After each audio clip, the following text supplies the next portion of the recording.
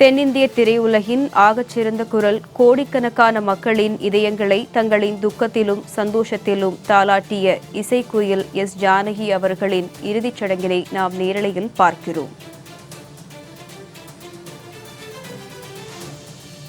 MS. Viswanathan, இசைஞானி Ilaiyaraaja, இசைப்புயல் A.R.. Rahman, தேவா துவங்கி இன்றைய தலைமுறை அனிருத் வரை பல தலைமுறை இசையமைப்பாளர்களின் கற்பனைக்கு உயிர் கொடுத்த ஜானகி அவர்கள் நேற்று காலமானார். தற்பொழுது அவருடைய இறுதிச் சடங்கு கர்நாடக மாநிலம் மைசூரில் நடைபெறுகிறது. அண்மை செய்தியாக பார்க்கிறோம். விவரங்களை செய்தியாளர் ஆனந்த் வழங்க கேட்கலாம். ஆனந்த், கூடுதல் விவரம். வணக்கம் காயத்ரி. தென்னிந்தியாவின் நைட்டிங்கேல் என்றும் இசைக்குயில் என்றும் அனைவராலும் அன்போடு அழைக்கப்பட்டவர் தான் பிரபல பின்னணி பாடகி ஜானகி. வயிறுமுப்பு காரணமாக நேற்று இரவு மைசூரில் உள்ள தனியார் மருத்துவமனையில் ஜானகி அவர்கள் காலமாக இருக்கிறார். இவரது மறைவு என்பது தமிழ் திரையுலகிற்கு மட்டுமின்றி இசைத்துறைக்கு மிகப்பெரிய இழப்பாக பார்க்கப்படுகிறது. சிறு வயதிலிருந்தே இசையின் மீது ஆர்வம் கொண்டிருந்த ஜானகி அம்மா பல்வேறு இசை நிகழ்ச்சிகளில் கலந்து கொண்டு பாடல் மூலமாக அனைவரையும் கலந்திருக்கிறார். இளவியமில் ஒரு ஒப்பந்த அடிப்படையில் இந்த பாடகாக இருந்த ஜானகி அதனைத் தொடர்ந்து விஜயின் விளையாட்டு என்ற திரைப்படத்தின் மூலம் பின்னாடி பாடகர் அறிமுகமானார். அதனைத் தொடர்ந்து அவர் பாடிய பல்வேறு திரைப்படங்கள் தமிழக ரசிகர்கள் மட்டுமின்றி இசை ரசிகர்கள் மத்தியிலும் மிகப்பெரிய வரவேற்பு பெற்றிருந்தன. குறிப்பாக இளையராஜா அவர்கள் முதலில் இசையமைத்த அன்னக்கிளி திரைப்படத்தில் அன்னக்கிளி என பெறுது என்ற பாடல் மூலம் மிகப்பெரிய அளவில் தமிழகம் முழுவதும் இசை ரசிகர்கள் மத்தியில் மிகப்பெரிய ஒரு பாடகியாக அறியப்பட்டார். அதனைத் தொடர்ந்து பல்வேறு படங்களில் தமிழ், தெலுங்கு, மலையாளம், கன்னடம், ஹிந்தி என 17க்கும் மேற்பட்ட மொழிகளில் 40,000க்கும் மேற்பட்ட படங்கள் பாடி மிகப்பெரிய ஒரு இசை ஆளுமையாக பார்க்கப்பட்டவர் ஜானகி அம்மா. அதனைத் தொடர்ந்து இவர் பாடாத பாடல்களே இல்லை, படங்களே இல்லை என்ற அளவில் மிகப்பெரிய ஒரு இசைத்துறையில் மிகப்பெரிய ஜாம்பவானாக வளம் வந்தார் என்று சொல்ல முடியும். இந்த நிலையில் தான் தனது 88வது வயதில் நேற்று இரவு உடல்நலக்குழு காரணமாக மைசூரில் உள்ள தனியார் மருத்துவமனையில் ஜானகி அவர்களின் உடலானது உயிராக சிறந்திருக்கிறது. தமிழில் மொத்தம் 4 முறை தேசிய விருதும் மொத்தம் 30க்கும் மேற்பட்ட விருதுகளை பெற்றிருக்கிறார். பத்மபூஷன் விருதிலும் அவர் பெற்றிருக்கிறார். இவரது இறப்பு என்பது மிகப்பெரிய தமிழ் சினிமாவுக்கு மட்டுமல்ல இசைத்துறைக்கு மிகப்பெரிய இலக்காக பார்க்கப்படுகிறது. பிரதமர் தொடங்கி அரசியல் தலைவர்கள் வரை திரைத்துறை வரை பல்வேறும் தங்களது இறுதி அஞ்சலியையும் ஆழ்ந்த இடங்களையும் ஜானகி அம்மன் வரவேற்று செலுத்தி வருகின்றனர். தமிழ் தெலுங்கு மொழியில் பல பக்தி படையளித்த தாமே எழுதி பாடியுள்ளார். அது மட்டுமின்றி தெலுங்கு திரைப்படத்திற்கு அவர் இசையமைத்திருக்கிறார். 5 வயது குழந்தையின் குரலிலும் 60 வயது கிழவியின் குரலிலும் கூட மாற்றி பாடக்கூடிய ரசாசிய திறமைப்படுத்தியவர் ஜானகி அம்மா என்று சொல்லலாம். இவரது இறுதிச் சடங்கானது தற்பொழுது மைசூரில் உள்ள கனியன்குண்டி என்ற கிராமத்தில் அமைந்துள்ள அவரது தோட்டத்தில் இறுதிச் சடங்கு தற்போது நடைபெற்று வருகிறது. இறுதிச் சடங்கை நிறைவு பெற்று அவரது உடலானது அங்கேயே நல்லடக்கம் செய்யப்பட உள்ளது.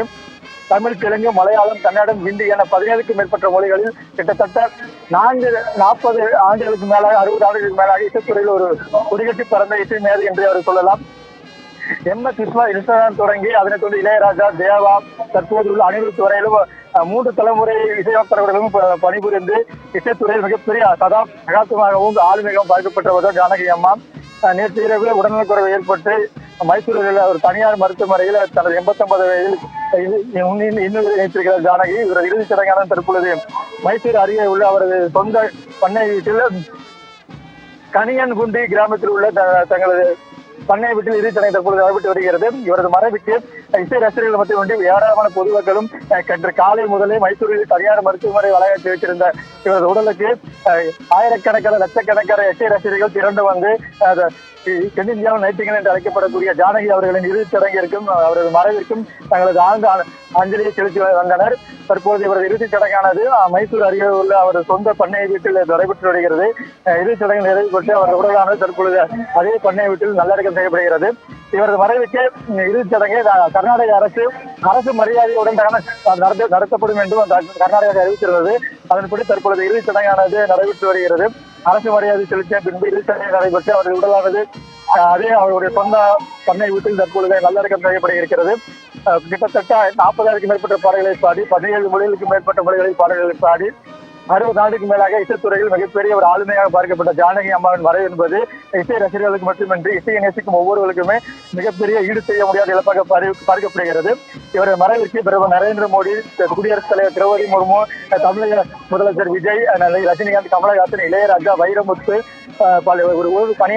பணியாற்றியவர்கள், இசைத்துறையில் இருப்பவர்கள் உட்பட ரசிகர்கள் என பொதுமக்கள் என அனைவருமே தங்களுடைய ஆசிரியர்களை தெரிவித்திருந்தனர்.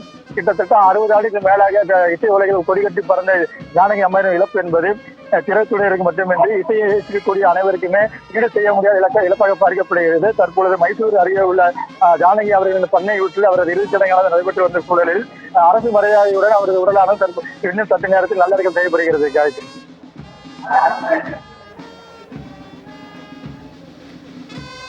ஆனந்த், எஸ் ஜானகி அவர்களின் மறைவை ஒட்டி பல தரப்பினரும் அவருக்கு இரங்கல் செய்தியை பதிவு செஞ்சுட்டு இருந்தாங்க. இந்த நிலையில இறுதிச் சடங்குல இசை உலகத்தினர் யாருன்னு இவங்க பங்கேற்றிருக்கிறார்கள்? நிச்சயமாக அவர் தமிழ் மட்டுமின்றி பல்வேறு மொழிகளிலும் அவர் மிகப்பெரிய ஆளுமையாக பார்க்கப்பட்டவர் தான். இந்த நிலையில் தான் தெலுங்கு திரையுலகை சேர்ந்த இசை பிரபலங்களும் கன்னட திரையுலகை சேர்ந்த இசை பிரபலங்களும் அவருடன் இணைந்து பாடல் பாடிய பல்வேறு பாடல்களும் அவர் இறுதிச் சடங்கில் தற்பொழுது கலந்து கொண்டிருக்கிறார்கள். இன்னும் சற்று நேரத்தில் இறுதிச் சடங்குகள் நிறைவு பெற்று முழு அரசு மரியாதையுடன் ஜானகி அவரின் உடலானது அவரது பண்ணை வீட்டில் நல்லடக்கம் செய்யப்படுகிறது. தகவல்களை வழங்கியமைக்கு நன்றி ஆனந்த்.